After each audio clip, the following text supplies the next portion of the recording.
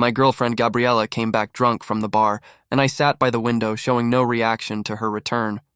She was surprised that I had changed, no longer fussing over her with endless care, no longer granting her every request. There was no more warm breakfast in the morning, no more late-night texts waiting for her.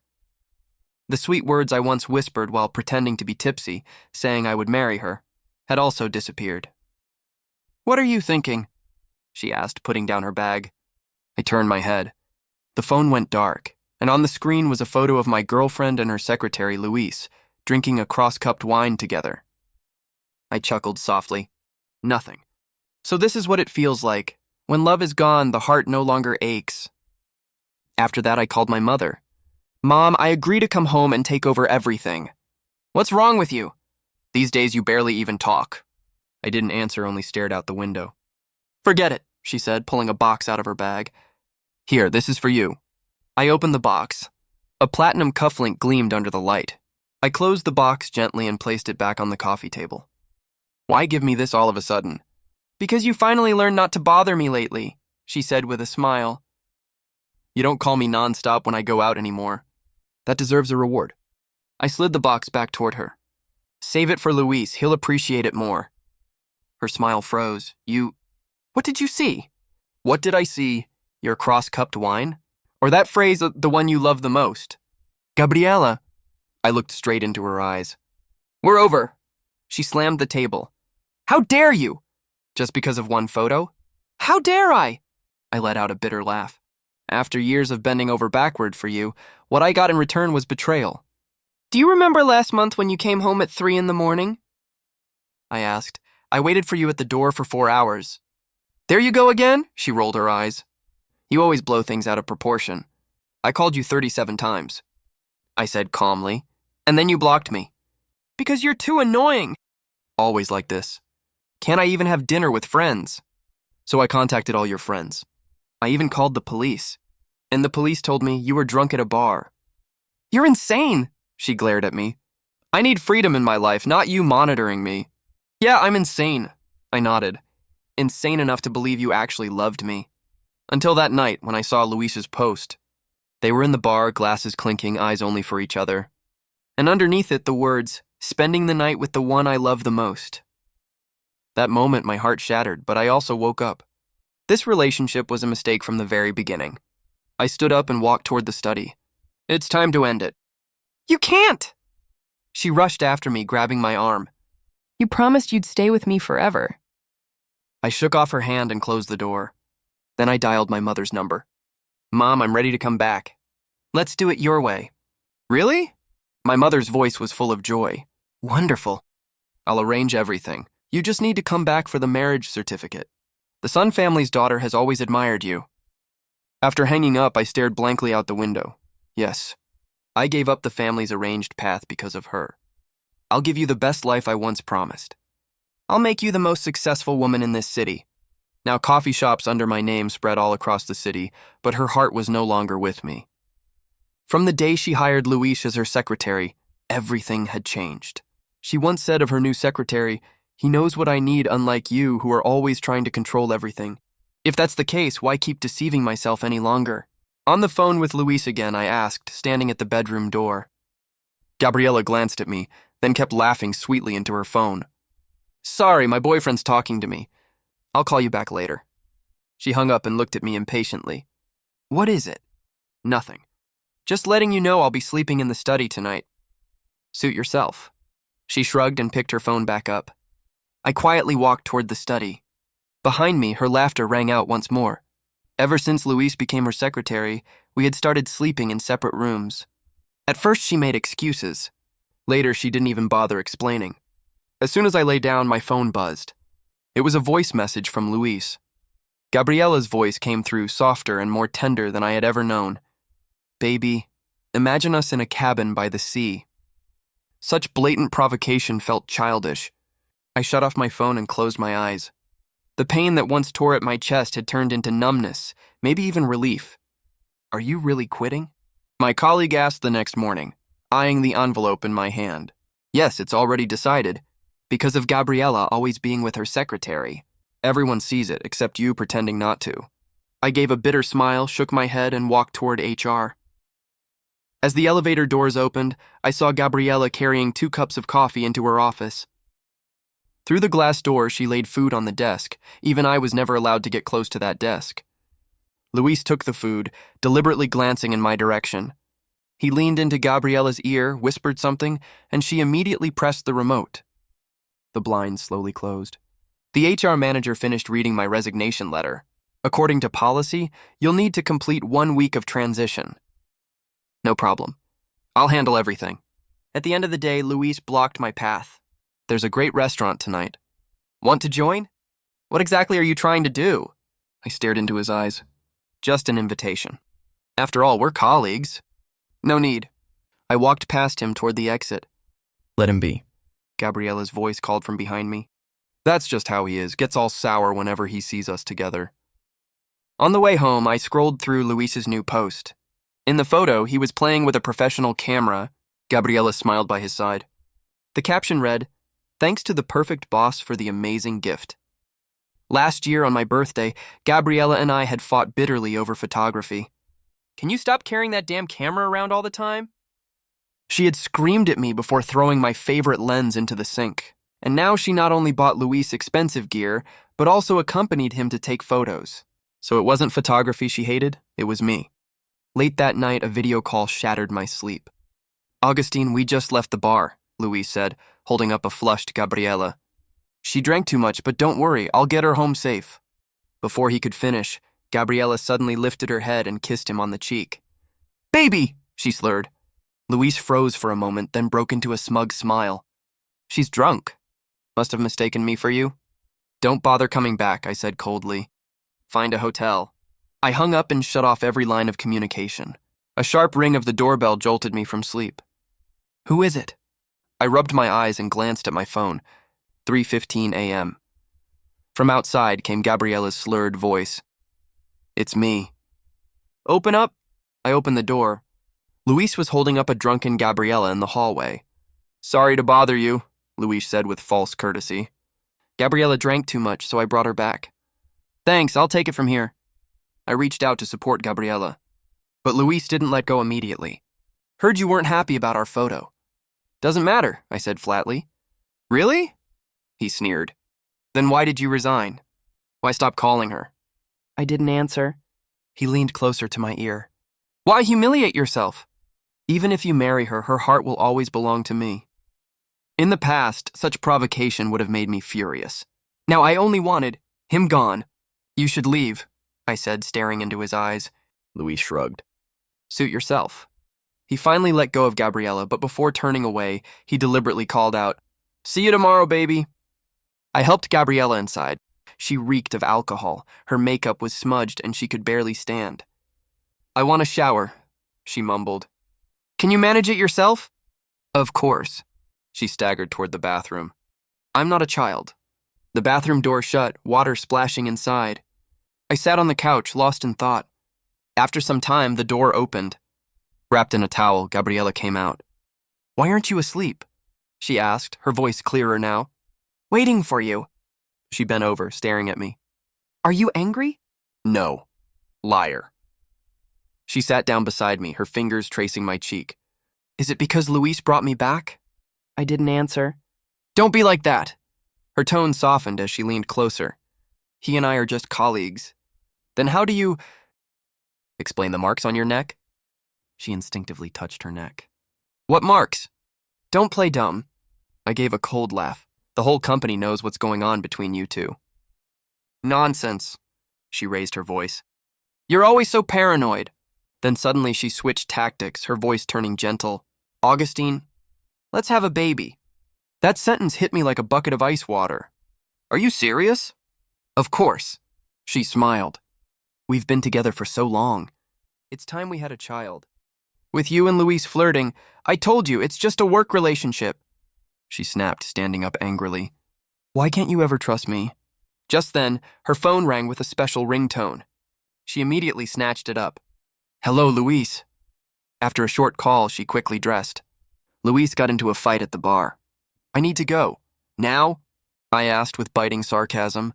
"So urgent?" "He needs me," she said without even looking back. Unlike you, who only doubts me. The door slammed shut, leaving silence behind. I walked to the window and watched as she rushed into the taxi waiting downstairs. Strangely, I felt no anger, no sorrow, only relief. This is better, I whispered to myself. At least I don't have to keep lying to myself anymore. At dawn, my mother called. Son! Her voice was full of joy. Everything's ready! Your plane ticket is booked for tonight. The Sun family's daughter is eager to meet you. The invitation has been sent. If you want to invite friends to the wedding, they're all welcome. I gazed at the rising sun outside the window and made my final decision. Got it, Mom. I'll come back tonight. I pushed open the glass doors of the company lobby and immediately felt something was off. The receptionist looked at me with pity, and colleagues avoided my gaze. Director Augustine, you don't know yet, do you? Tony, the admin assistant, stopped me, lowering his voice. Know what? President Gabriella just sent a company-wide email. Louise has been appointed marketing director, and you've been reassigned as his assistant. I froze in place. My phone buzzed with the HR announcement. As I walked toward my office, I saw my belongings piled outside in the hallway. My father's memorial portrait had been tossed carelessly on the floor, the frame already bent. I drew a deep breath and pushed open the door. Louise was sitting in my chair, legs crossed, laughing into the phone. Yes, that's the plan. Anyway, he doesn't have any say anymore. When he saw me, he hung up, wearing a triumphant smile. Morning, Assistant Augustine. My things? I tried to keep my tone calm. Oh, those old items? He pointed to the hallway. Didn't fit the new office vibe, so I had them cleared out. I walked out, bent down, and picked up my father's portrait. The glass was shattered, and a deep crease cut across the photo. This was my father's relic, my voice trembled. Louise strolled to the doorway, leaning against the frame. Oops, must have broken by accident. But honestly, isn't something that old better kept at home? He reached out. Let me see, maybe I can fix it. Don't touch it! I barked. What's wrong, Angry? He smirked. Remember, you're my assistant now. That attitude isn't very professional. Then he yanked the frame out of my hands and deliberately let it crash to the ground. Oh dear, my bad, he said with fake remorse. Looking at the footprint smudged across my father's photo, I lost all control. My fist shot forward, smashing into his jaw. Louise staggered back, knocking over the chair with a loud crash. Help! He's gone crazy! He shouted, clutching his face. As expected, Gabriella rushed out from the next office. What happened? She hurried to Louise, who was sprawled on the floor, and helped him up. Louise, are you okay? Augustine suddenly went insane and attacked me. Louise feigned pitifulness. Gabriella turned on me, her eyes blazing. Are you out of your mind? Attacking someone over a job change? He deliberately destroyed my father's photo, I said coldly. Louise immediately shook his head. I only knocked it over by accident. I was trying to pick it up and apologize when he hit me. Gabriella, don't blame him, he added. The marketing director position was his to begin with. I shouldn't have accepted. Gabriella's anger only grew. All this over a job title? Augustine, you've truly disappointed me. I looked at her, suddenly finding it absurd. She didn't care about the truth, only about what she wanted to believe. I pulled out the resignation letter I had already prepared. No need to argue. I'm leaving. Gabriella froze. You're resigning? That's right. HR is already processing it. Her expression shifted from shock to fury. Breaking up, resigning? You think this will get my attention? I don't need your attention. I just need to leave. I know what this is, she sneered. You just want to keep the director position. As long as you don't bring up breaking up again, the job is still yours. I shook my head and bent to pick up the broken frame. No, I've already made my decision. As I turned to leave, Gabriella rushed forward and grabbed my arm. Try leaving and see what happens. Gabriella gripped my wrist so hard her nails nearly pierced my skin. Her eyes blazed with fury. You think this is over? She hissed, threatening me. If you dare walk away, I'll not only let Louise take over all your work, but I'll marry him right away, so you'll regret it for the rest of your life. I didn't struggle. I only looked at her calmly. Threats like this once shook me to the core. Now they only seemed laughable. Are you even listening to me? She grew more aggressive at my silence. I pulled a golden embossed invitation from my briefcase and handed it to her. What a coincidence. I'm getting married too. Come have a drink at my wedding. Her face froze instantly, like a paused movie scene. She took the invitation, her hand trembling. What wedding? You're joking, right?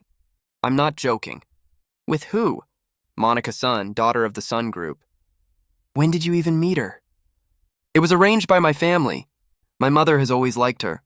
Gabriella's lips trembled, a flurry of emotions flickering in her eyes. You can't just suddenly get married. She shook her head, panic in her voice. You're lying to me, aren't you? Watching her panic gave me an odd sense of satisfaction. For the first time in years, I held the upper hand. Smack! Her hand struck my face, the slap burning hot. How dare you treat me like this? She screamed, her voice breaking into sobs. I touched my stinging cheek, but my heart was calm, angry. Wasn't today's mess all of her own making? That slap makes us even. With that, I turned and walked toward the elevator without looking back. Behind me, her curses mingled with Louise's attempts to comfort her. 5 years ago when I left home, my mother's warning echoed in my ears. That woman is not a good match. You'll regret it. But back then all I saw was Gabriella. For her, I was willing to give up everything. Young master, welcome home. I came back to myself as the car stopped at the family estate. The butler respectfully took my luggage.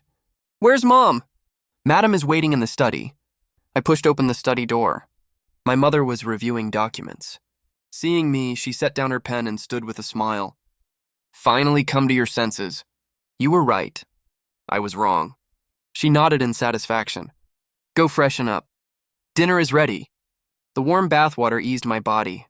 This was the life I should have had, not chasing endlessly around Gabriella in that tiny company. Suddenly, the bathroom door swung open. Who? I jolted upright, trying to cover myself. Monica stood in the doorway, smiling brightly. Long time no see, Augustine. How did you get in? I'm bathing. Your mom sent me up. She stepped closer. She thought you might need some help. I don't need... Before I could finish, a bottle of cold water poured over my head. What the hell are you doing? Revenge, she laughed smugly, for how you treated me back then. I was speechless. Back in college, she had confessed to me, and I had rejected her in public, cruelly, with harsh words. I was a jerk back then, I admitted. But can you at least leave so I can get dressed? Why should I? She raised an eyebrow. We're about to get married, aren't we? What? Who said that? Your mother. She chuckled. She said you came back tonight to see me and get ready for marriage. I froze. I didn't know it was you. So you came back planning to marry someone else? She narrowed her eyes. No, I just forget it. She turned away. Get dressed. I'll wait in the living room. Half an hour later, dressed, I came downstairs. My mother and Monica were chatting in the living room. Augustine, my mother waved cheerfully.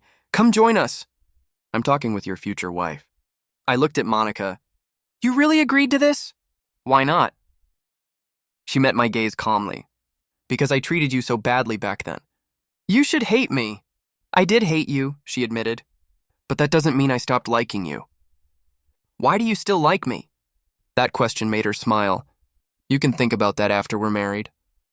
My mother looked pleased. It's settled then. The engagement ceremony will be next week. Wait, I blurted out. I haven't agreed yet. Didn't you come back for marriage? My mother asked, puzzled. Yes, but I didn't know it was Monica. Then you should thank me, my mother interrupted. At least it's someone you know.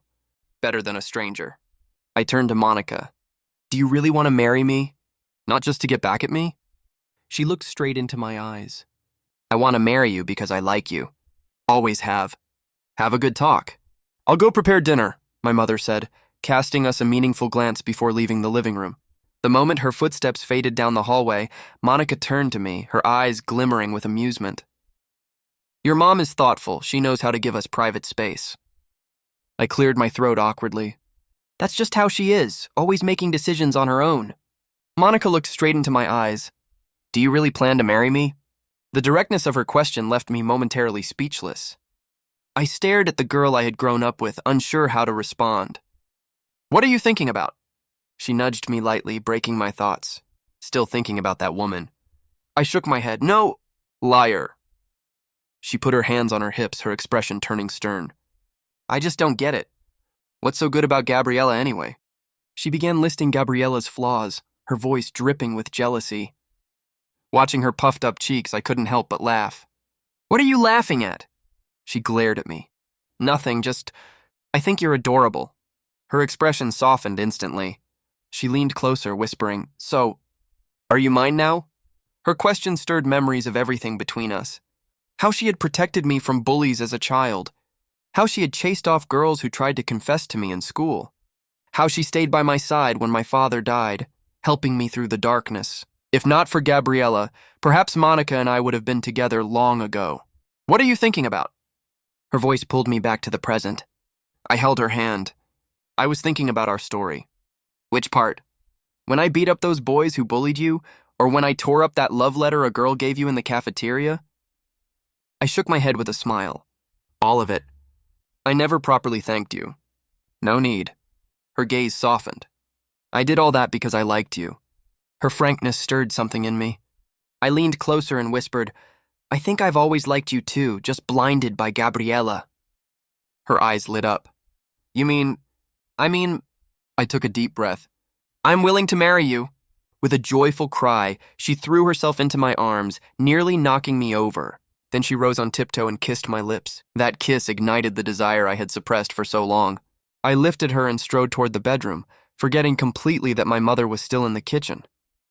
That night, we held each other without restraint, not falling asleep until dawn. By afternoon, the doorbell woke me. Half asleep, I shuffled to open the door, only to find Gabriella standing outside. She held a small box, her expression complicated. "Your stuff. You left it at the office." I took the box and opened it. Inside was the watch she once gave me. When I left, I had intentionally left it behind. I wanted no reminders of her. Our conversation was brief. She tried to find excuses to linger, to be alone with me, but I kept my distance. Just as the silence grew heavy, Monica walked out of the bedroom, wearing only my shirt. Seeing this, Gabriella's face froze. She hurriedly muttered a farewell, turned around, and left. Her departing figure looked lonely, almost fragile. After closing the door, Monica's expression immediately turned serious. She bluntly pointed out that Gabriella still had feelings for me, that she had come to test whether I truly intended to get married. "Men are so dense," Monica shook her head. "She was clearly watching your reaction, trying to confirm if you're really going through with the wedding." Surprised? I asked, how could she be so sure? "A woman's intuition," she replied with a mysterious smile. "We can always sense another woman's thoughts, especially when she's interested in our man." She stepped closer, wrapping her arms around my neck. "Stay away from her." "Understood?" I chuckled and nodded. "Yes, ma'am." Satisfied, she kissed me. "That's better. Now let's go tell your mom some good news." "What good news?" I asked curiously. Monica smiled mischievously and whispered in my ear, "Tell her she's going to be a grandmother soon." My face flushed. "You? That's way too fast, isn't it?" "What, you don't want to?" She raised an eyebrow, eyes glinting with challenge. "It's not that I don't want to, it's just... Just what? Don't tell me you're still thinking about that ex-girlfriend of yours." I took a deep breath. "No, Gabriella and I are completely over. From now on, I'll stay far away from her and focus on building a family with you." Her smile showed satisfaction. Before I could say more, she was already on tiptoe, arms around my neck, kissing me passionately.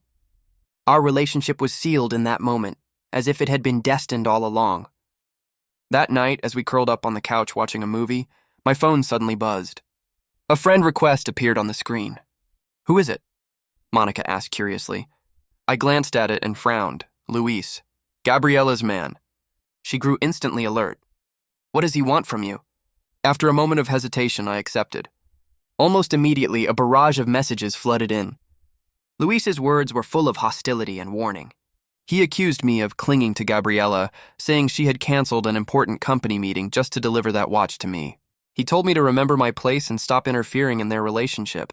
"How ridiculous," I sneered, handing the phone to Monica. All these years, Gabriella never once put me first.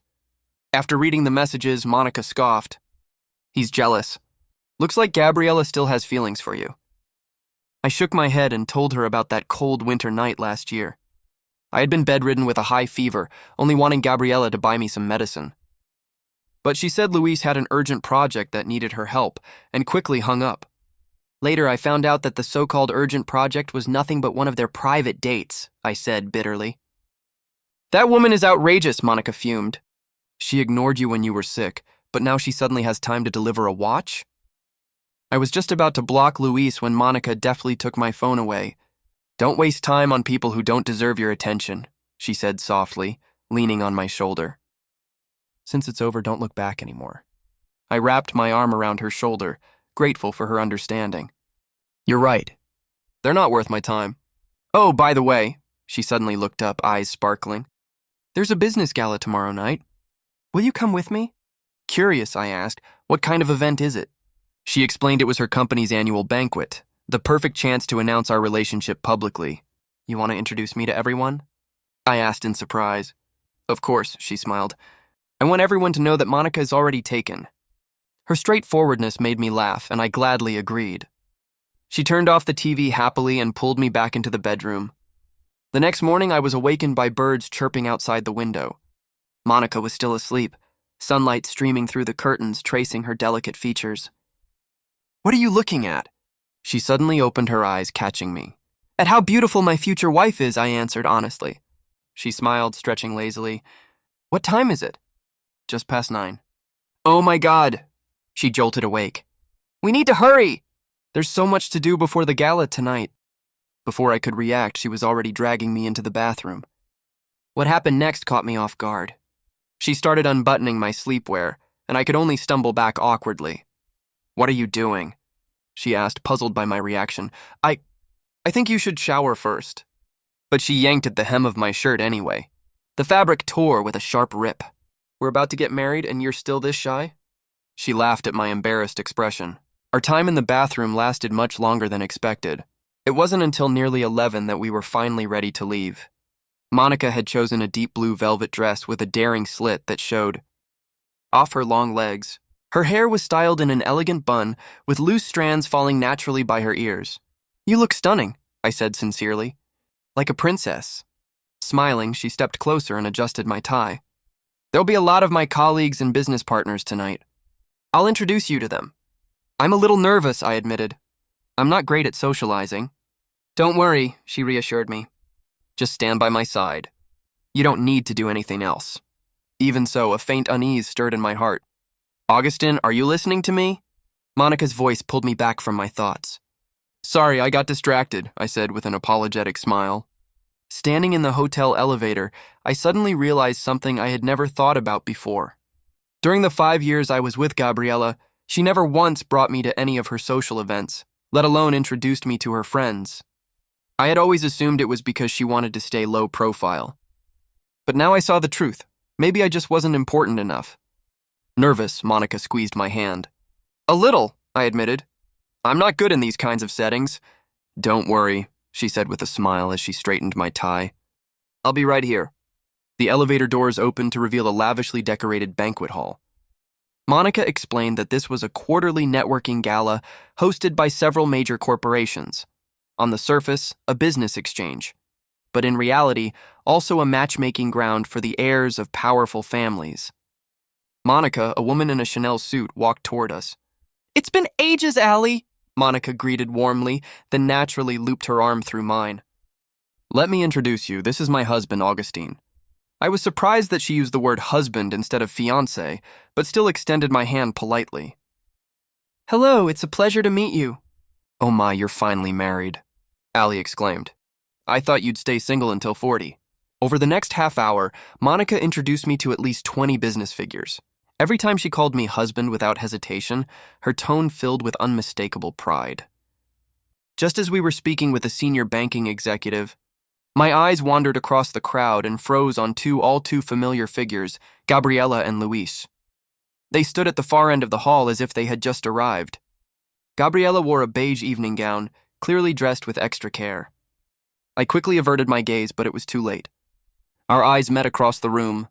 For a brief moment, surprise flickered in hers, followed by something more complicated.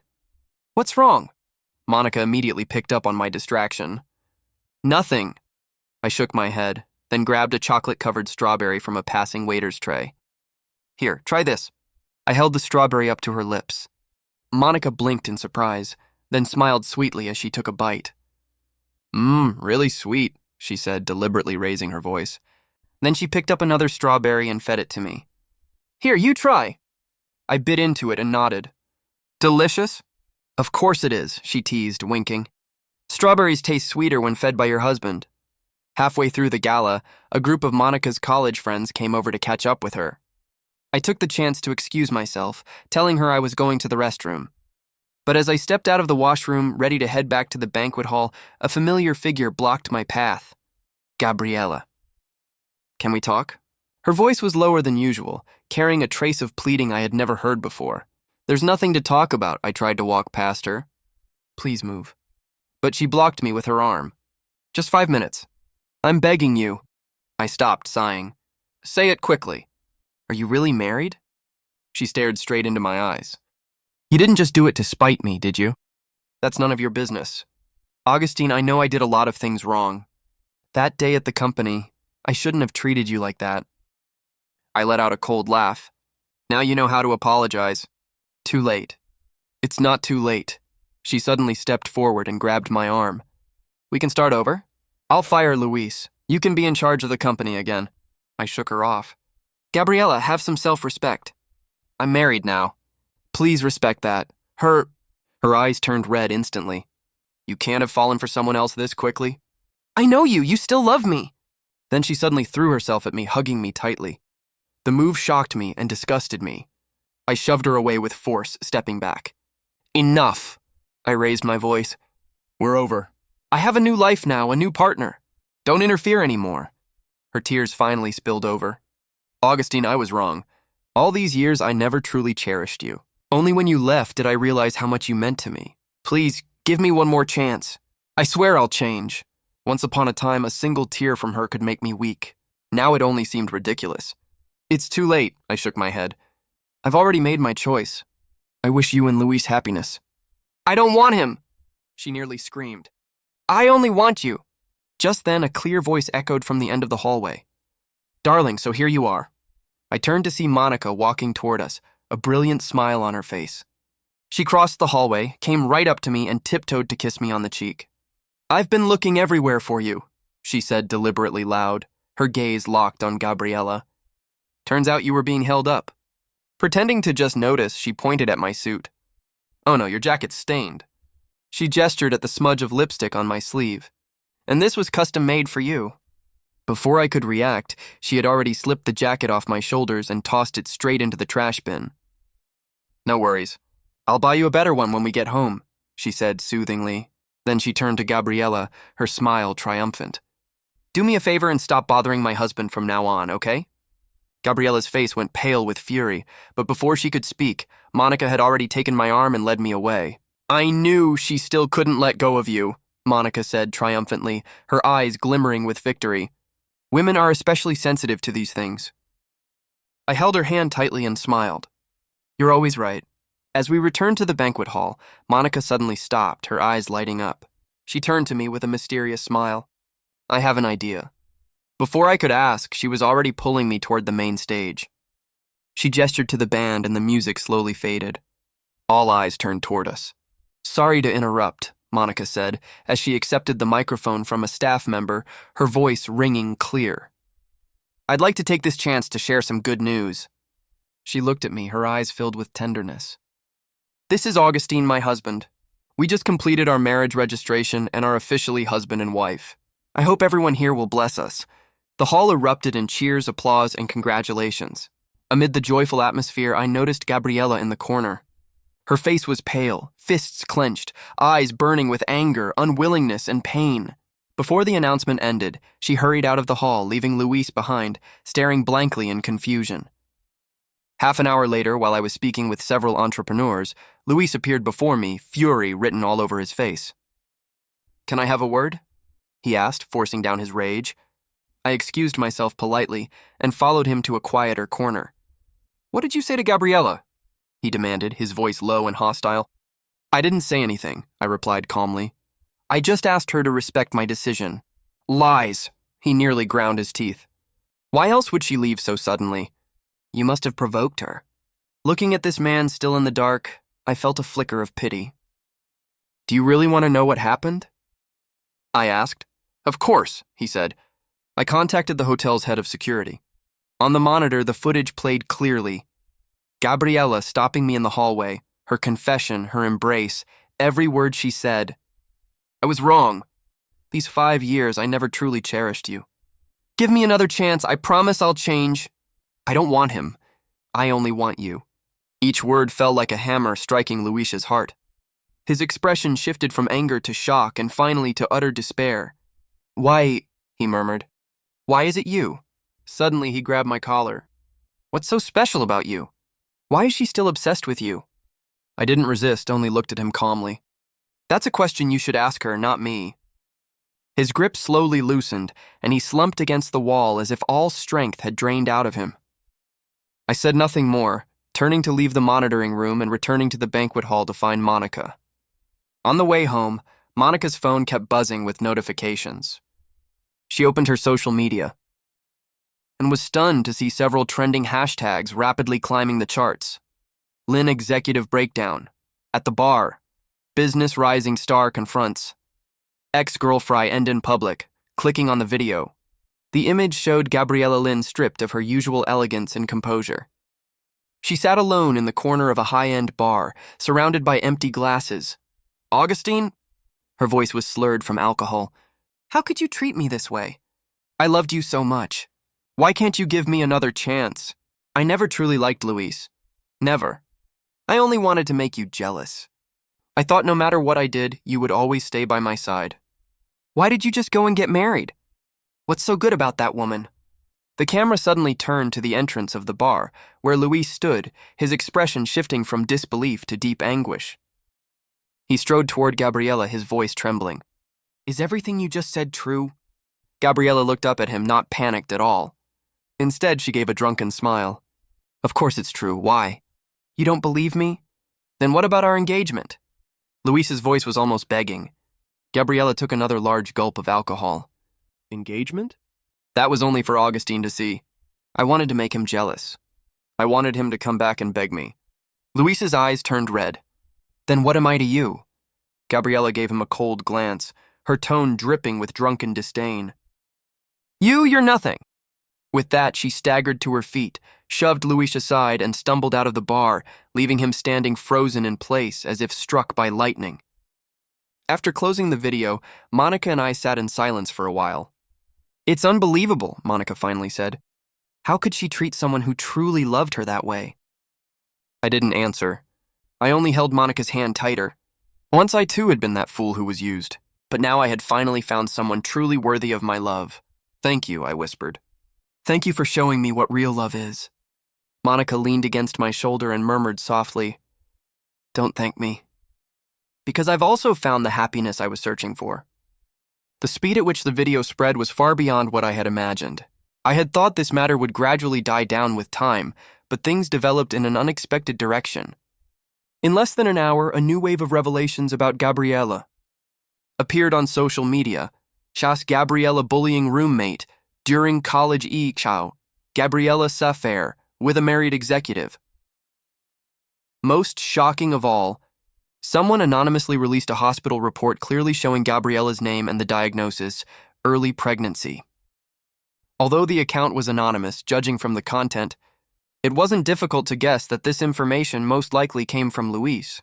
Clearly, he had chosen the most extreme way to retaliate against Gabriella's betrayal. Did you see the latest updates? Monica sat on the sofa, her fingers scrolling rapidly across her phone screen. I nodded. I did. Louise is determined to destroy her completely. Isn't she going to come out and explain herself? Monica frowned. If all of this is true, how could she possibly explain? For the entire night, Gabriella's social media remained silent, but her comment sections had turned into a battlefield of public condemnation. Overwhelming waves of curses and accusations filled the space. There wasn't a single voice defending her. What are you thinking about? Monica noticed the change in my expression. Nothing. I just feel like things are going a bit too far. She deserves it, Monica said mercilessly. This is the price of hurting others. Just as we were talking, the doorbell suddenly rang. So late, who could it be? Monica asked suspiciously as she walked toward the door. Through the peephole, she turned back to me in shock. It's Gabriella. I walked up to the door and peered through the peephole, only to see a Gabriella who was almost unrecognizable. Her hair was a tangled mess, her makeup was completely ruined, and her clothes were stained and torn. The heavy stench of alcohol clung to her entire body. "Should we open it?" Monica whispered to me. I hesitated for a moment, then nodded. Monica opened the door. Gabriella staggered in the doorway, her gaze unfocused. When she saw me, a glimmer of hope flashed in her eyes. "What are you doing here?" I asked coldly. I just wanted to see you once." Her voice was hoarse, as if she had been crying for a long time. "Well, now you've seen me. You can leave." Even though I had asked her to leave, she showed no intention of going. She took a step forward and nearly stumbled. "Augustine, I have nothing left now." Her voice was filled with despair. I wasn't surprised. Just a few hours ago, the Lynn Corporation had released an official statement announcing the termination of Gabriella's employment, emphasizing that her personal behavior had nothing to do with the company. Even more shocking was the Lynn family's brief announcement. Because of Gabriella's misconduct, her inheritance rights had been suspended. For a family that valued reputation above all else, this was undoubtedly the harshest punishment. "That has nothing to do with me," I replied calmly. "Your problems are yours to solve." At my words, her eyes instantly dimmed. "What about our 5 years together?" She choked, tears streaming down her face. "Does it mean nothing to you?" I couldn't help but sneer. "You want to talk about love now?" "Where was that when you betrayed me?" "I know I was wrong," her tears spilled over. "Just give me one more chance, please." "Impossible," I shook my head firmly. "I already have a new life. Please stop disturbing me and my wife." "I'm begging you," she almost pleaded on her knees. "I only have you left. Please leave." Monica stepped forward, her tone unwavering. "Or we'll have no choice but to call the police." Gabriella glanced at Monica, then at me, before finally turning away. Her retreating figure looked unbearably lonely and defeated. After closing the door, I let out a long sigh of relief. Monica came over and gently embraced me. "It's over. Everything's behind us now." I wrapped my arms around her, the shadows in my heart gradually dissipating. When I turned toward the kitchen, I discovered Monica had already prepared a lavish dinner. Every dish was one of my favorites, their aroma filling the air. "When did you make all this?" I asked in surprise.